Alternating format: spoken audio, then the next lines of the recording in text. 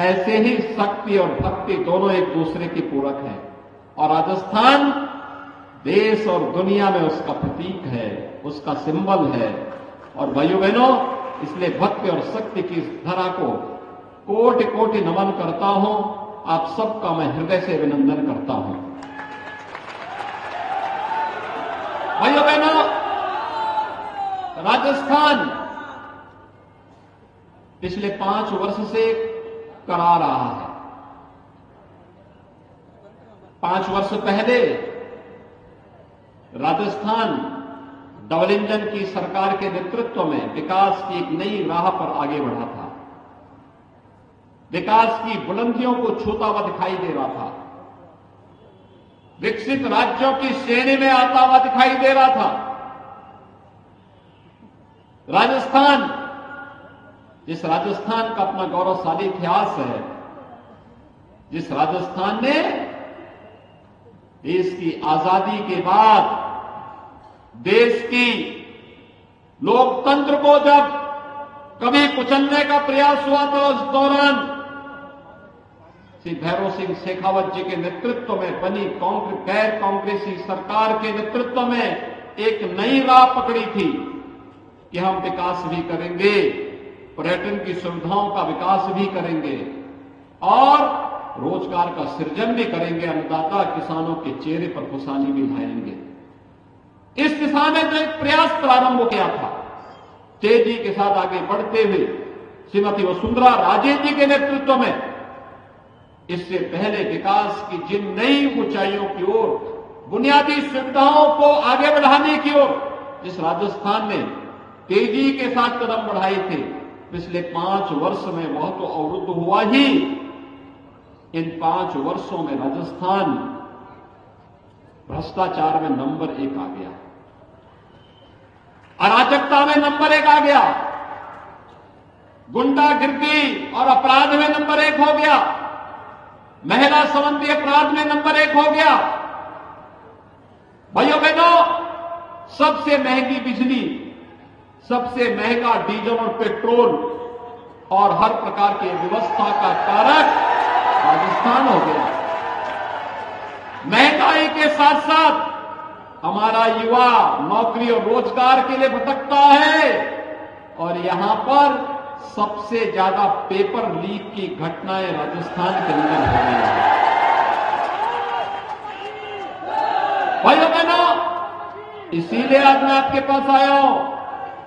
जब भारत बदल रहा है, प्रधानमंत्री मोदी जी के नेतृत्व में एक नए भारत का दर्शन 142 करोड़ की भारत की जनता कर रही है और जब पूरी दुनिया के अंदर भारत का सम्मान हो रहा है। आज जब प्रधानमंत्री मोदी जी दुनिया के अंदर किसी भी देश में जाते हैं, पूरा देश पलक पावड़े बिछा करके मोदी जी के स्वागत के लिए खड़ा होता हुआ दिखाई देता है। भाइयों बहनों, ये सम्मान मोदी जी के साथ साथ 142 करोड़ भारतीयों का सम्मान होता है। भारत के प्रति दुनिया का नजरिया बदला है। लोग आज भारत को अच्छी निगाहों से देखते हैं। और भाइयों बहनों, जब विकास की नई ऊंचाइयों को छूता हुआ हमारा देश आज जब दुनिया की धारणा को बदल रहा है, बदलने में सफल हुआ है, हमारी सीमाएं सुरक्षित हुई हैं। याद करिए, 9 वर्ष पहले दुश्मन देश घुसपैठ करते थे, आतंकवादियों की घुसपैठ होती थी, आतंकवाद की बड़ी बड़ी घटनाएं घटित होती थी। लेकिन आज आतंकवादियों को और आतंकवाद के आकाओं को ही पता है कि अगर उन्होंने घुसपैठ की, आतंकी घटना को अंजाम दिया तो आतंकवादी तो नष्ट होगा ही होगा, उसके आकाओं के ठिकाने भी नष्ट किए जाएंगे। ये नया भारत है, ये नया भारत है। छेड़ता नहीं है, लेकिन कोई छेड़ता है तो उसको छोड़ता भी नहीं है। भाइयों बहनों, ये नया भारत है। हम लोग दुनिया के अंदर दुनिया की मानव कष्ट में पड़ी हुई मानवता को राह दिखाने का काम भी करते हैं लेकिन अगर किसी ने आंखें दिखाने का प्रयास किया तो उसकी आंखों को हथेली पे निकालने का काम भी करते हैं। ये भारत, नया भारत समस्याओं का नाम नहीं है, ये नया भारत समाधान का नाम है। प्रधानमंत्री मोदी जी के नेतृत्व में हर समस्या का समाधान आज भारत के पास है। कांग्रेस ने आतंकवाद दिया, मोदी जी ने उसका समाधान धारा 370 को समाप्त करके दे दिया। कांग्रेस ने नक्सलवाद दिया, मोदी जी ने नक्सली ठिकानों को समाप्त करके इसकी समस्या का समाधान दे दिया। भाइयों बहनों, कांग्रेस ने अलगाववाद दिया, मोदी जी ने कनेक्टिविटी के माध्यम से इसकी समस्या का समाधान किया। सेना का, अर्धसेना का, पुलिस बलों के आधुनिकीकरण के माध्यम से जनता जन समस्याओं के समाधान का मार्ग प्रशस्त किया। भाइयों बहनों, कांग्रेस ने देश की जनता को अभाव से त्रस्त किया था। मोदी जी ने देश के अंदर इंफ्रास्ट्रक्चर का एक नया मॉडल दिया। नए भारत में आज विश्व स्तरीय वैश्विक इंफ्रास्ट्रक्चर है। Highway, railway, airport, AIIMS, IIT, IIM और one district one medical college की गेटवे अब प्रधानमंत्री मोदी जी की देन है। हर घर नल योजना प्रधानमंत्री मोदी जी की देन है। और भाइयों बहनों, गरीब कल्याण के लिए जो 55 वर्षों में नहीं हो पाया, वो मोदी जी ने मात्र 9 वर्ष में करके दिखा दिया। आप सोचिए ना, 12 करोड़ गरीबों को शौचालय मिल गए, 4 करोड़ गरीबों को आवास मिल गए, 12 करोड़ गरीबों को 6,000 रुपए हर वर्ष प्रधानमंत्री किसान सम्मान निधि का लाभ मिल रहा है। 4 करोड़ गरीबों के घर में बिजली के कनेक्शन पहुंच गए। 9 करोड़ 60 लाख गरीबों के घर में उज्ज्वला योजना का रसोई गैस का सिलेंडर भी पहुंच गया। भाइयों बहनों, वनवासियों का, गिरिवासियों का, आदिवासियों का सम्मान कैसे होना है, 15 नवंबर की तिथि जनजातीय दिवस के रूप में मना करके प्रधानमंत्री मोदी जी ने जनजातीय गौरव को आगे बढ़ाने का काम किया। आज उनके उत्थान के लिए नई नई योजनाएं चल रही हैं। बाबा साहब भीमराव अंबेडकर को सम्मान देते हुए पंच तीर्थों का विकास, ये प्रधानमंत्री मोदी जी की देन है। भाइयों बहनों, सरदार वल्लभ भाई पटेल, लौह पुरुष सरदार वल्लभ भाई पटेल को सम्मान देने का काम ये प्रधानमंत्री मोदी जी ने किया। दुनिया के अंदर उनकी सबसे बड़ी प्रतिमा का निर्माण प्रधानमंत्री मोदी जी ने स्थापित किया। एक तरफ नया भारत देश की सीमाओं को सुरक्षित करता है, विकास की बड़ी बड़ी परियोजनाओं को लेकर के आता है, गरीब कल्याणकारी योजनाओं को प्रभावी ढंग से आगे करता है, और दूसरी ओर सुरक्षा का एक बेहतर वातावरण भी देता है। संकट में अपने लोगों का कैसे संबल प्रदान किया जाता है, ये तो आपने देखा होगा। कल के भी और आज के भी समाचार पत्रों में था कि अमेरिका में, चीन में, दुनिया के तमाम देशों में कोरोना के मामले तेजी के साथ बढ़ रहे हैं। और भाइयों बहनों, भारत में हम लोग हजारों की संख्या में एकत्र हैं, कोई कोरोना का भय नहीं, क्योंकि मोदी जी ने 2 वैक्सीन जो दे दी। ये वैक्सीन फ्री में वैक्सीन, और फ्री में वैक्सीन के पहले फ्री में टेस्ट, फ्री में उपचार, और 3.5 वर्षों से फ्री में राशन की सुविधा भी तो दी है मोदी जी ने 80 करोड़ लोगों को। और याद करिए, दुनिया के अंदर कोरोना से उभर भी नहीं पा रही है, मोदी जी ने 80 करोड़ लोगों को 3.5 वर्षों से फ्री में राशन की सुविधा दी है। अगले 5 वर्ष तक फ्री में राशन मिलेगा। और इसीलिए आज मैं आपके पास आया हूं। भाइयों बहनों, कांग्रेस के समय वैक्सीन आती ही नहीं, और अगर वैज्ञानिक वैक्सीन दे ही देते तो भाइयों बहनों, ये भी कांग्रेस के नेता ब्लैक कर देते। आखिर कांग्रेस ने क्या किया? कांग्रेस के समय दंगे हुए होंगे, रामनवमी में दंगा, परशुराम जयंती में दंगा, होली में दंगा, ये सब कर्फ्यू दंगा, ये कांग्रेस की पहचान है। कांग्रेस ने 5 वर्ष के शासनकाल में क्या दिया? यहां पे आपको बजरी माफिया दे दिया होगा, खनन माफिया दे दिया होगा, वन माफिया दे दिया होगा, पशु माफिया दे दिया होगा, संगठित अपराधों में लिप्त माफिया दे दिए होंगे।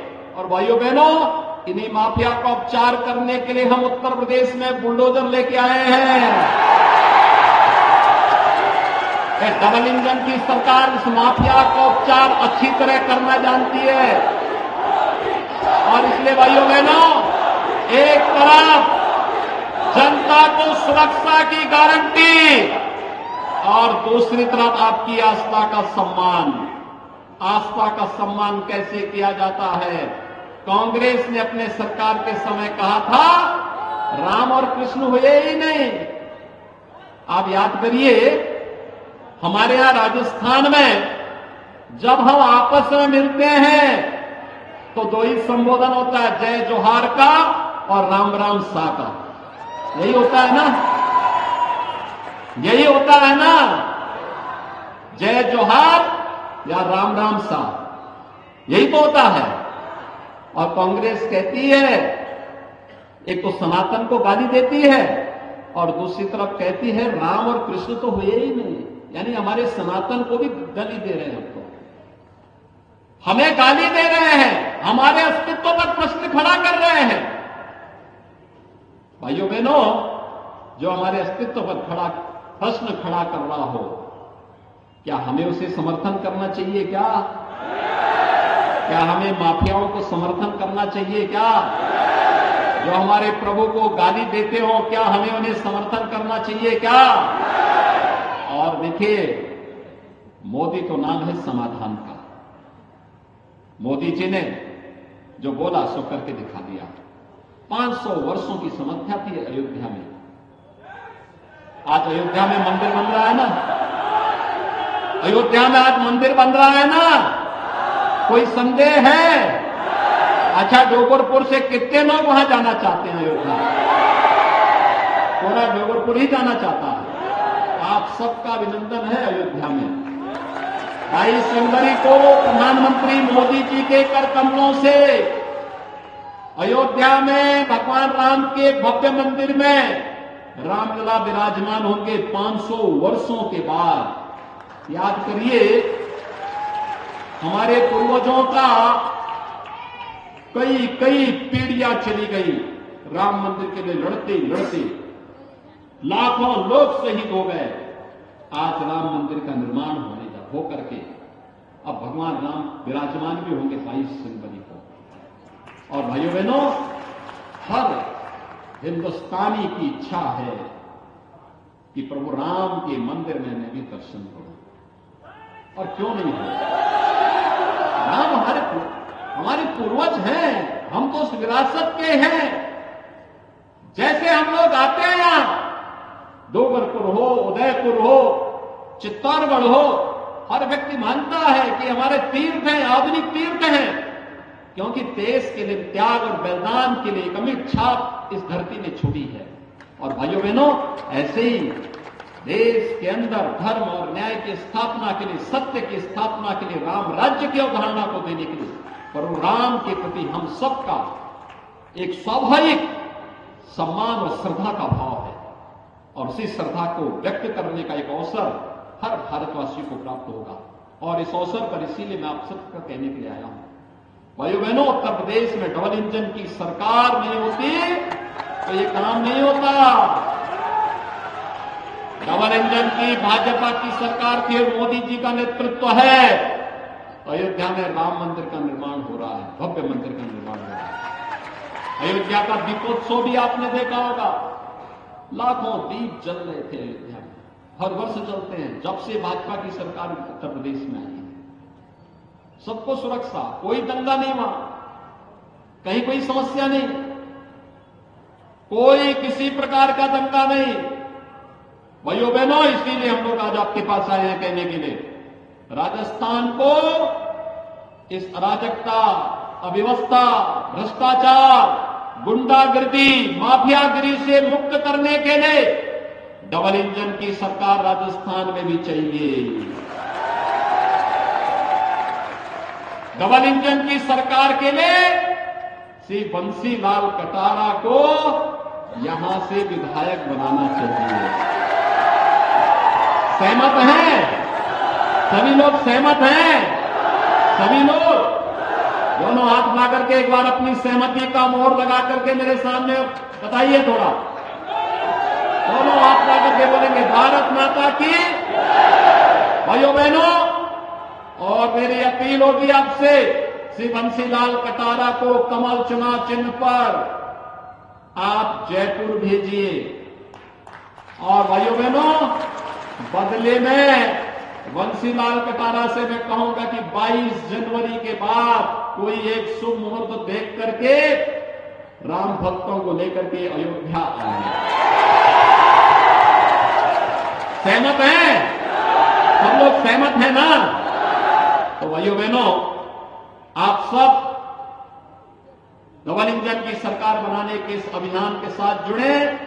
और भाइयों बहनों, बंसीलाल कटारा अपने कर्तव्यों का निर्वहन करने के लिए आगे डटेगा। इस विश्वास के साथ 25 नवंबर को कमल चुनाव चिन्ह पर भारतीय जनता पार्टी के प्रत्याशियों को भारी बहुमत से विजयी बनाने की अपील आप सबसे करते हुए अपनी वाणी को देता हूं विराम। जय जय श्री राम।